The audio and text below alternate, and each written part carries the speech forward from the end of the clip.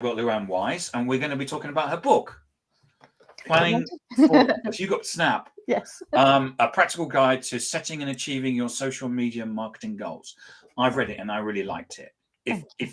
If you're thinking about doing social media and not quite sure what to do, it's a really good start.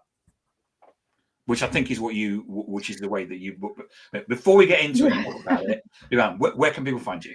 Yeah, thank you, Tim, for having me. It's good to catch up. You can find me on social media at Luan Wise, the spelling on the screen there. I'm on LinkedIn, I'm on Facebook, Instagram, TikTok, and X. You are all over social media, aren't you? Well, if you write about it, you kind of need to be, because you need to kind of try things out and see what's happening and test and watch and learn. And where can we buy your book? You can buy my book from Amazon. It is in paperback, Kindle, and audiobook format.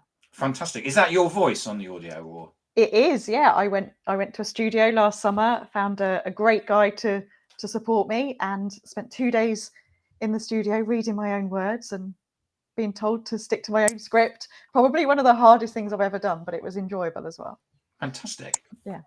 So what was the motivation and the inspiration behind the book?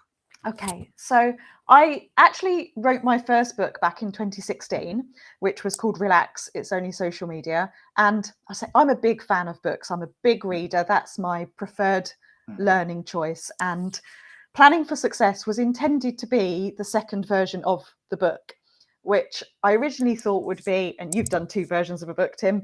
Yep. I thought it would be a few edits, take out things like Google Plus that had dated and add some updates in.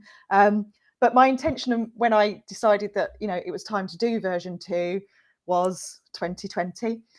Things started to change, how I was working, we all had to kind of adjust what we were doing. So it took me a bit longer to do the second version than I had originally planned, and also thought the original plan was quick edits, but it turned into something different, something very different, hence the change of title and change of focus in it as well. Yeah, I know when I did my second book, I had to take out stuff like, what was it called? Not cred. Clout. Clout Yes. was in the first one, yeah. Yeah. Which disappeared in 2018 because it didn't comply with GDPR. Yeah. And even while I was writing it, I can't you try and write a social media book knowing that you can't do a how-to because it would change too quickly, and that you want to write it in a way that won't date, but things change so quickly as well. And we don't need to go into how many times I had to change the section about X and what it was and how it was working and what the key features were. Yeah, and we're recording this when Twitter is called X today. Yes. It could be called something else tomorrow. So yes, absolutely. In the book, one of the things that's really interesting that I really liked about was that you immediately said, because one of the things that we often see on LinkedIn is we see a post and actually it's opinion. Yeah. And actually, you immediately open up in the book and say, this is actually based on data. Yes. So talk us through that, because I know that you do a lot with, is it Warwick University? Yes. Okay, right. Yeah. So I think you're right. We see a lot of this on social media, and, some people do go for opinion and some people are data led, and, everything is everyone's own preference and how they like to work. I am someone that is very data driven. I like to go and look at trend reports. I like to look at research projects and things like that. And so when I sat down thinking about version 2 and what would that look like, I was having a cup of coffee with my friend at Warwick Business School, who then said, well, if you really want to, use data to back this up and, consolidate your thinking and get some evidence, why don't let's do some research. What are you thinking and how does this work? So it was her inspiration that said, let's do some research for the second version. So there was a research project in collaboration with Warwick Business School. Again, as I said, we started that in 2020. So by the time we'd been through internal proposals, ethics committees, sign off, etc., to get that done, it was March 2020. Was that the right time to put it out? Was it not? We decided to go ahead with it anyway. And then in hindsight, realized that actually we had a really good snapshot of data at a really pivotal point in time.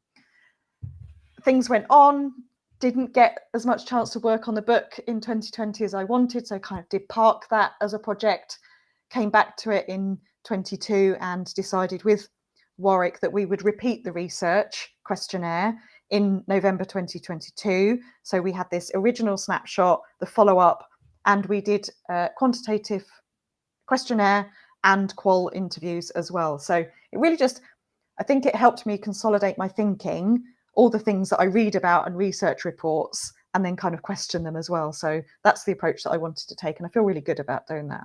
Because you call it, in the subtitle, it's a practical guide to setting and achieving your social media marketing goals. So how, because I mean, you know, as a social media expert like yourself, you could sit down and say, well, this is how you use Instagram, or this is how you use Facebook, or whatever. Yeah. How do you get that to marry in with the data? Yeah. In the book. Yeah. So the data and the research was very much for me kind of almost trying to understand how people were feeling about social media. The audience were UK SMEs, so smaller businesses. That's who we were asking, people working in marketing. And the questions in there that appear in the book are things like, I know how to set the right objectives. Agree, disagree, scale. I know how to measure return on investment. I know how to present my findings to the board. So it was all kind of like, I know how to versus which platforms do you use for this kind of question. So that almost gave the shape to the advice that I could then give in the book, and where I took the book in terms of the content.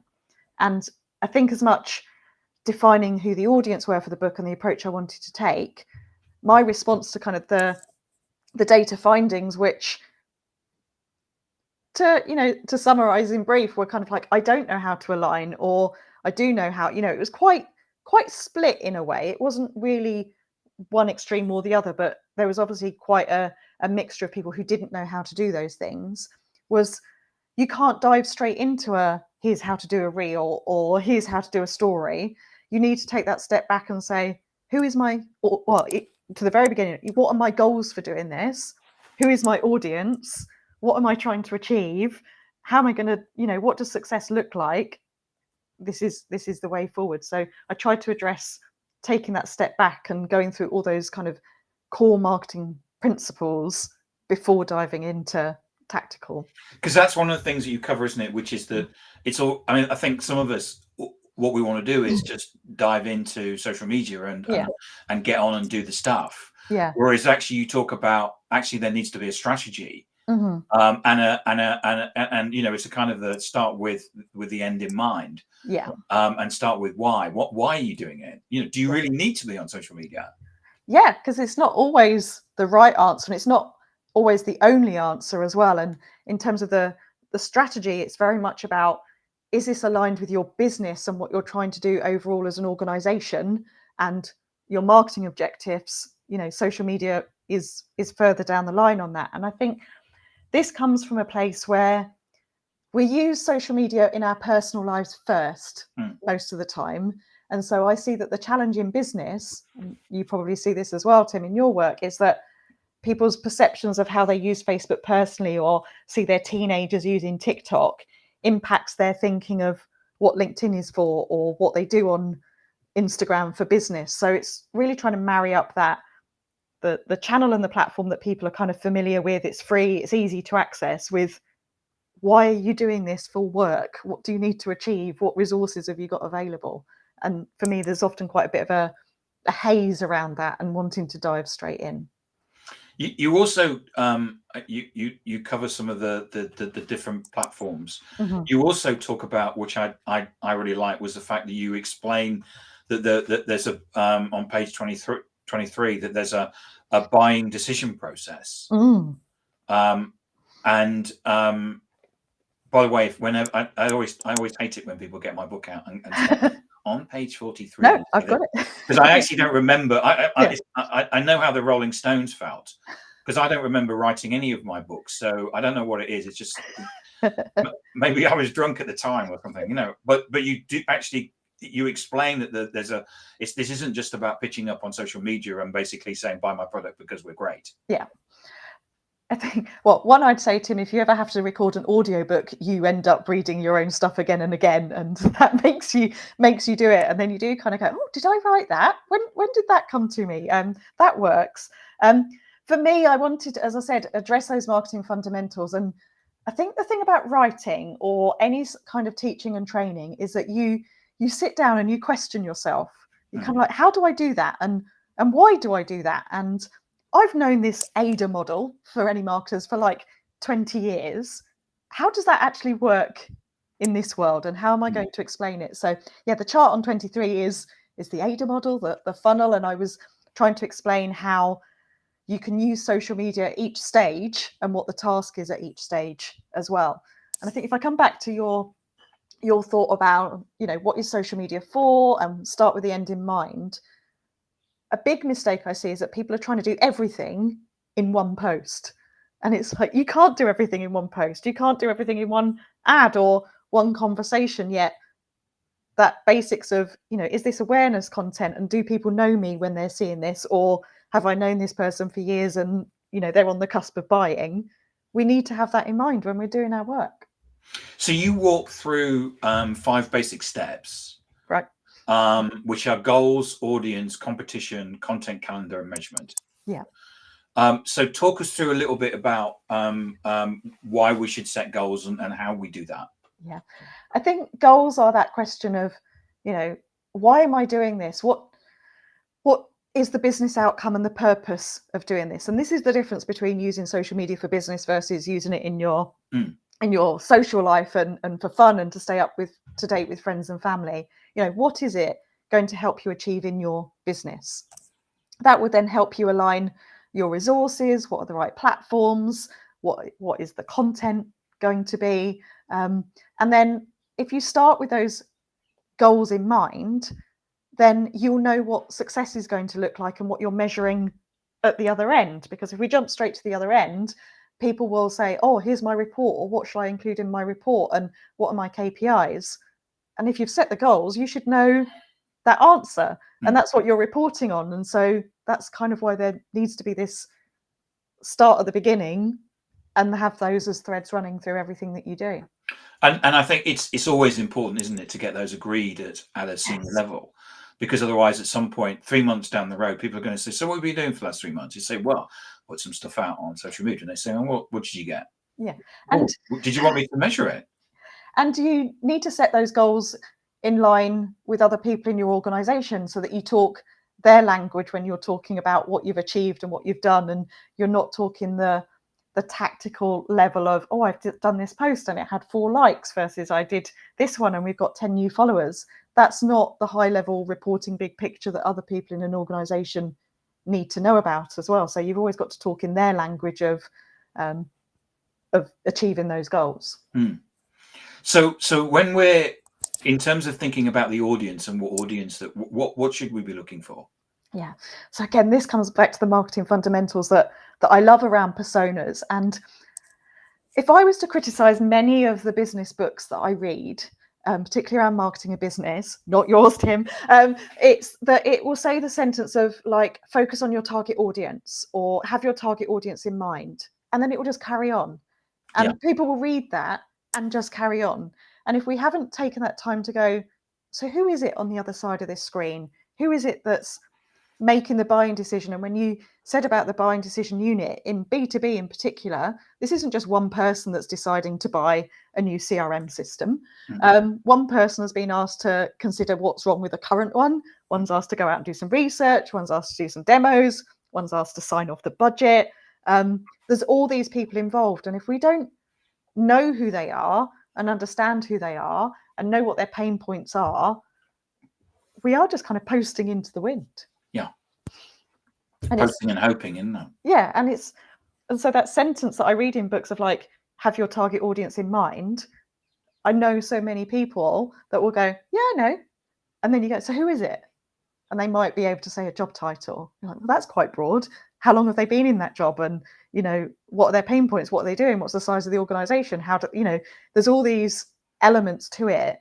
And I think it's just brushed past too quickly. And I'm just such a fan of talking to people or following them online or trying to understand them, because you can't take those shortcuts in marketing early on, because then it will take you longer down the road when you're trying to get results. Spend that time on the detail up front. And what about the competition? You talk about that. Yeah.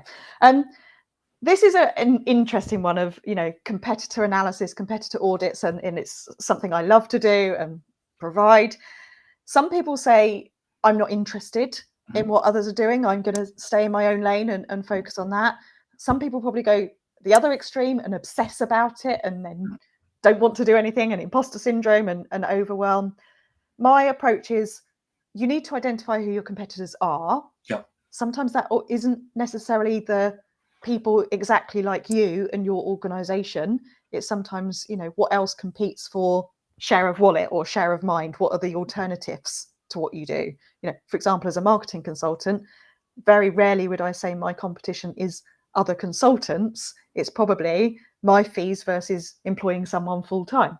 Yeah. It's two different things. So I think you need to understand what context you're operating in, because also your customers aren't just scrolling and seeing your posts. They're seeing other people's posts above and below, and coming in from different angles and things like that. So it's about understanding context. It's also given you a benchmark, which I know if you're ever trying to report anything internally, you will always get asked, but what are they doing? And it's not about saying that your competitors are doing things better than you. It's given you a comparison, but it also gives you ideas. It gives you inspiration. If you look at the data that's available, you can see what people engage with and what they respond to. If I had a choice, I would spend so much more time than I have available in comments, seeing what people like, dislike, and learn from. So for me, it's about insights, and it kind of brings it back to social media is about far more than writing a post. In the preparation and the planning and the day-to-day, I think people think doing social media is, I've done a post today, and it's all you've done a post today. Oh, great, we can all go home. Yeah, exactly. Tick. Yeah. So what about the content calendar? Yeah, I think this comes from the approach. The book is about planning, and I'm a planner and always have been. When you talk about this topic with people, you get the very tactical questions like, what hashtag should I use? What time should I post? How many posts a day should I do? And there is best practices around that, and you'll always find trend reports and research on what to do. But my response to that is always, I try to be quite pragmatic and say, do it in line with your own resources. What can you achieve with what you've got? Can you be consistent? I'd much rather someone shows up every Tuesday morning forever than shows up every single day for 3 weeks and then runs out of steam and disappears again. So for me, a content calendar, and almost again that kind of planning out what you're going to post and where you're going to post it and what platform, it allows you to separate the thinking from the doing, so that almost you're not having to every day go, oh, what am I going to post? What am I going to post? I literally not got it to hand. I go online and I find one of these free monthly calendars, PDFs, and I download it and I print it out. And I start off by going through my calendar and seeing what I'm doing. Is there events I need to talk about? Am I going to be somewhere that day that I could take a photo of and talk about? Then I think, oh, is there any, big industry events happening that week or awareness days that I could do? And, honestly, within 20 minutes, I've probably filled up a month and gone, well, I've got 3 posts a week. That's going to have me showing up, meet my objectives of letting people know what I do, what I work on, who I work with. So it's not a big task, but it means, when I wake up on a Monday morning, I know what I've got to do. I haven't got to think about it. And I think that's great counsel, Luan, in terms of because of what happens is you keep, what am I going to do? What am I going to do? What am I going to do? Yeah. Rather, what today you're going to be talking about this industry event. So you've moved the thought. Well, I'll just go in there and I'm going to take a picture of me. Here's me signing in. Right, done. Yeah, exactly. Rather than you worrying about what you're going to do. And then it becomes just storytelling and a narrative. Yes. And it's not which again, I know is your approach of like social selling. It's like, just keep talking and showing people what you're doing. I'm not ever having to, I have written a book and big content. I'm not having to create big pieces every day. I'm just literally saying, I was here last week and this is who, I had a brilliant Friday afternoon doing this and, a little bit around it. It's then just part of your working day rather than this big chore, which I think many people think it is. And finally, measurement. Yes. Again, back to goals. if you know what you want to measure, measure those goals. For me, there is so much data in social media, in the platforms, in third-party tools. I could create you charts and charts and charts. I focus on a couple of things. One is, if I see the data, do I know what to do with it? Like, if I don't really understand the data, there's a learning exercise. But once I understand the data, do I know what to do with it? What is it telling me to do? Or what is it telling me about the performance of something? And then I look at the data and I want something actionable out of it. So I want to know then, what am I going to start doing, potentially in context of other things? What am I going to stop doing because maybe it didn't resonate as well as I thought it would? And what am I going to keep doing? And I just use those as my benchmarks of, what does the data tell me I should be doing next? How can I report on performance? And then stop, start, continue. And I find that more simple framework helps me, but it also helps to communicate that to other people, because again, you can tie it back to their language and not get into those nitty-gritty follower numbers and likes and individual posts. Only you need to know that and learn from it. Luan, thank you so much for coming on and talking about your book. Thank you. Planning for Success, a practical guide to setting and achieving your social media marketing goals. I've read it, and as I said, if you are new starting out in social media, or you're a small business, you're trying to do something with social media and it's not working, it is a really, really practical guide. And I think it's going to be one of those where people are going to sit with it by the desk and then thumb through it and then, I've just been asked this at the book, what do I need to do? That sort of thing. Yeah, I really love it. Thank you.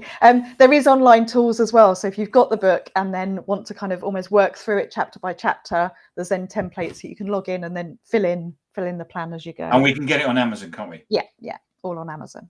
And we can find you on every single social media platform that was ever invented. Well, a few, but having a unique name makes it easier to get your handles and get found online as well. So it is. Yes, unfortunately, there's a Christian rock star called Tim. Okay. So not quite so easy. It's no. Luan, thank you so much for coming on. Thank you for having me.